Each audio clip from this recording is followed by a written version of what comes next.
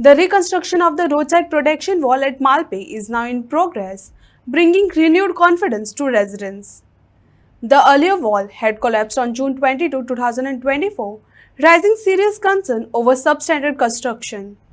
With improved design and stronger materials, the new wall is being built to stand firm and safeguard people from potential landslides, marking a crucial step towards public safety. नमस्कार येवकार तुम्ही पळयतात मालपे गांवांतलो महामार्ग 66 वयलो bypass stretch बरोबर 22 जून 2024 ह्या दिसा समोर दिसणाऱ्या रस्त्याकडेची प्रोटेक्शन वॉल कोसळ्ळी. बांदकाम खात्याचे इंजिनियर तशेंच कॉन्ट्रॅक्टर ह्या संरक्षक भिंतीच्या बांदकामाचेर फेल ठरले. एकदम नापास जाल्ले आमी पळयता. भली मोठी उंच भिंत उबारतना ताची बसका सदांच रुंद आसपाक जाय, पूण आमचे आर्किटेक्ट जरा ज्यादा स्मार्ट आशिल्ल्या कारणान अवघ्या 1.5 फुटी रुंदीची हो कोठडो तयार केल्लो आनी सरकारान डोळे झाक करून एकदम अतिविश्वासान ह्या कामाक आपणायलें. पूण अखेर जून म्हयन्याच्या पावसान ही भिंत मातये भरमण जाली.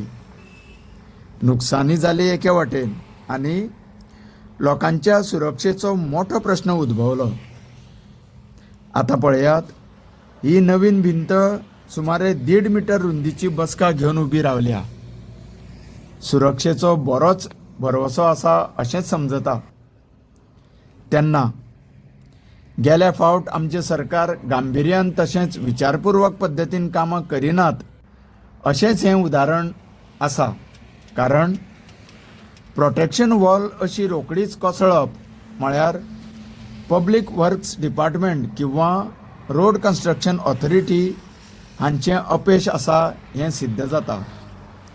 तेन्ना फुडाराक इन फ्युचर अशी घटना घडच्यो न्ही हाची सरकारान बऱ्या रितीन जतनाय घेवची गरज आसा.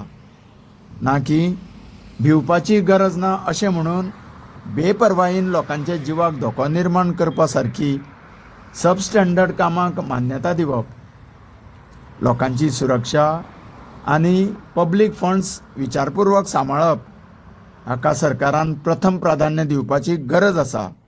तुमकां सगळ्यांक देव बरें करूं.